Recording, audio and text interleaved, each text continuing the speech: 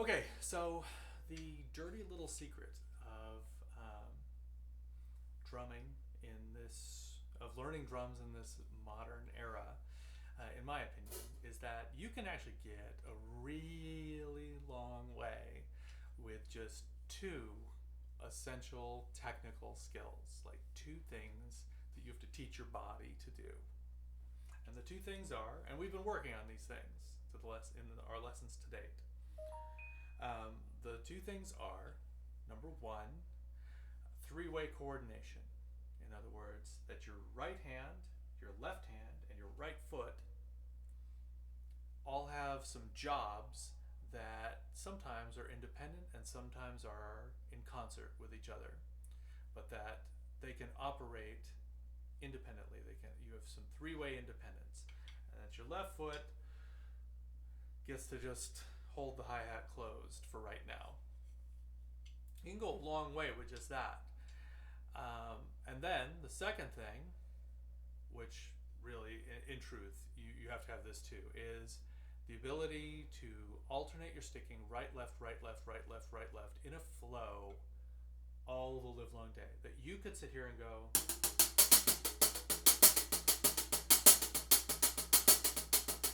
that you could do these things and put a little extra energy and accentuate some and let them rise and fall. That's sort of the cherry on top. But at the very least, that you could very cleanly, very consistently, without speeding up, without them, starting to run into each other or swerve around, but that they are in their lanes and they're very clean, neat, and consistent. If you can do that and you can have three-way coordination, you are well on your way to playing musically with other people and to polishing your own ideas. You've got all kinds of things within your grasp. If you can play sixteenths and alternating sticks, you've got all kinds of rhythms that you can reach out and grab, all kinds of ideas that you can express through your hands anytime you want. You can work up to those things. I'm not saying they will immediately occur, but if you can do those two technical skills, there's all kinds of exercises that you can then pursue to polish those skills, to bring those skills out into practical applications all around the drum set in all kinds of musical ways that are very practical and useful right now for you. And a drummer who can only do those two things is actually can sort of peak at being a pretty good intermediate drummer. Maybe even more, depending on how inherently musical they are. Because at that point, it's like, what's the quality of the ideas that you're expressing with this limited skill set? That limited skill set gets you a long way, can get you a very long way. But that's not how drums have historically been taught. And I'm not a historian, so I won't try to suddenly become one. But historically, drums have been taught from sort of the snare outwards. That first we learn rudiments, the sort of vocabulary of sticking techniques that are developed from like concert drumming and marching snare, and then we apply them. From there, if you're going to adopt drum set, you're going to learn the coordination after you have your rudiments. Drummers of my age and a little older than me would have learned snare first and sort of mastered the rudiments, and then worked on coordination, and then worked on orchestration of those rudimentary ideas around the kit, of using those techniques in different ways. So what are the rudiments there are some that I think are important for you to learn pretty soon, and we'll talk about them, and they're going to fall into some camps. They're going to include rolls, flams, ruffs, and diddles. And to give you some examples of what those are, rolls are where you use bouncing strokes in order to create a new texture or additional speed to your sticking, so that you get sort of 2 for the price of 1 or 3 for the price of 1 with each stroke. And that's going to be something like this, where if this is single strokes,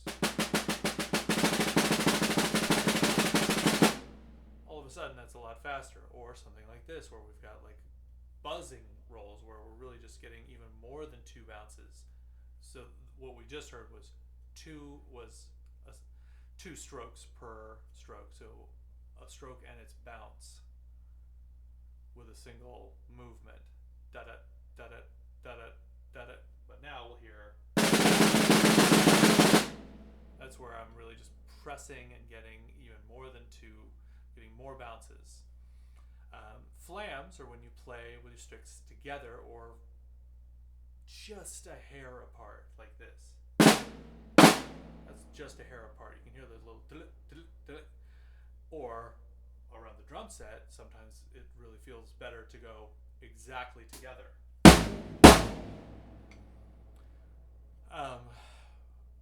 Ruffs are related to rolls, and that's where you're going to get sort of a bouncing lead-in to a target.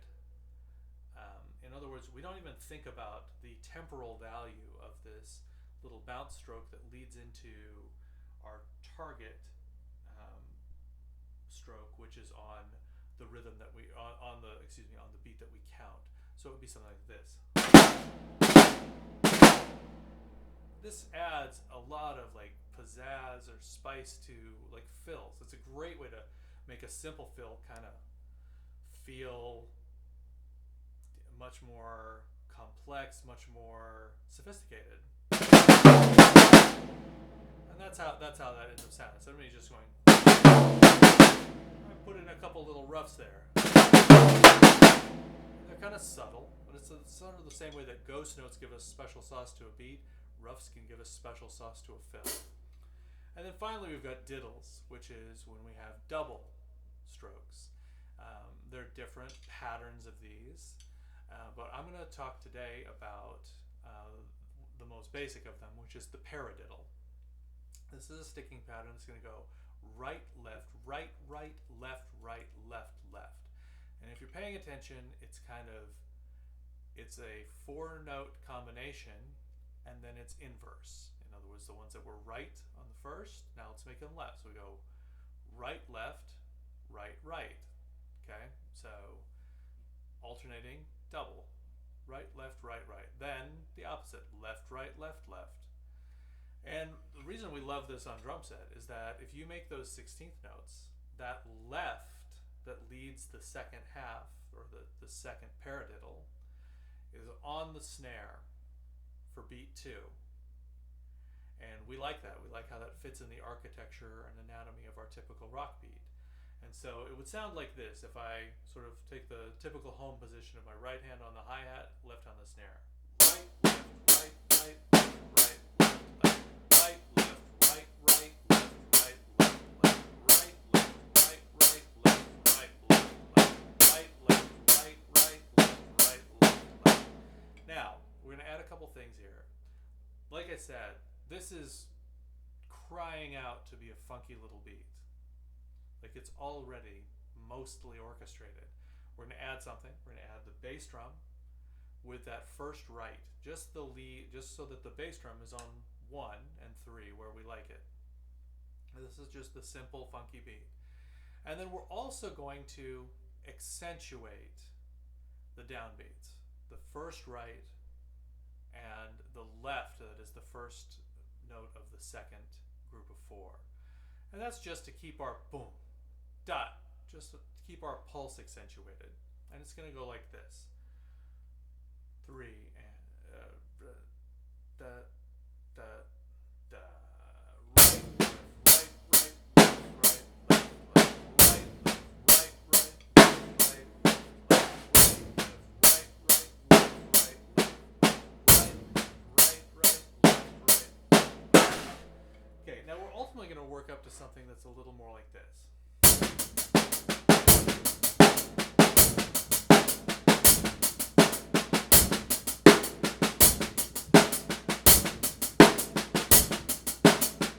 Or we could even put it on the ride cymbal.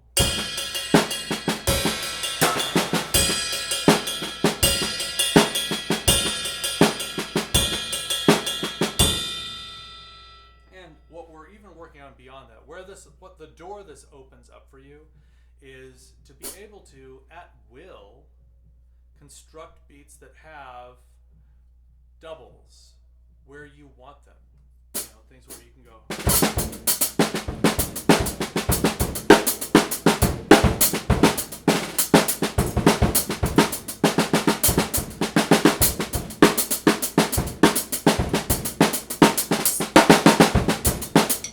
So obviously I'm getting a little fancy there, but hopefully you notice that a lot of the fanciness is just stuff you already have seen me do. It's ruffs, it's buzzes, it's a little roll here and there, it's flams, it's like I'm throwing those little things in, and those are just extra pieces of my vocabulary, and those are the ones that I think that you need to know now, that you need to be able to at least know about and have sort of under your fingers. But we're talking about the paradiddle today. So now let's do a play along at a very comfortable tempo of just that beat that I showed you, and just play along with me. And then right after that, I'll give you one at a slightly higher tempo so you can kind of test yourself. So here we go.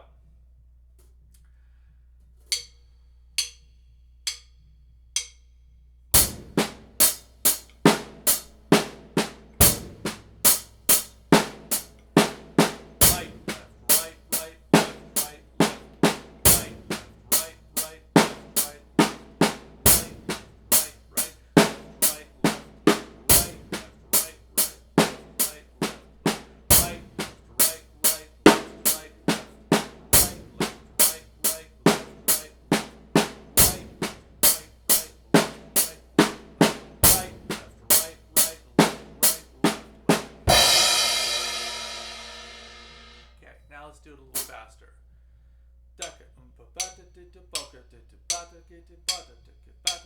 3, 4.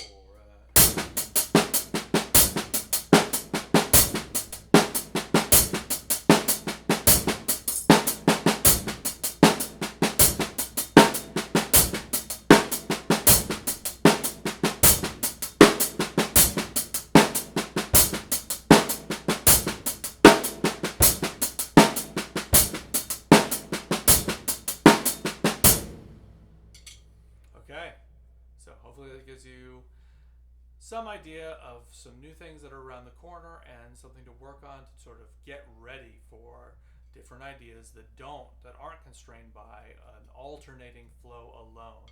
Although the alternating flow is incredibly important, and if there's only one thing that you're gonna focus on, if you're not quite there, make sure your alternating flow is rock solid, very clean, very neat, very even, because like I said, it's one of the two things that you need, the two essential things you need to get where you're headed. All right, till next time.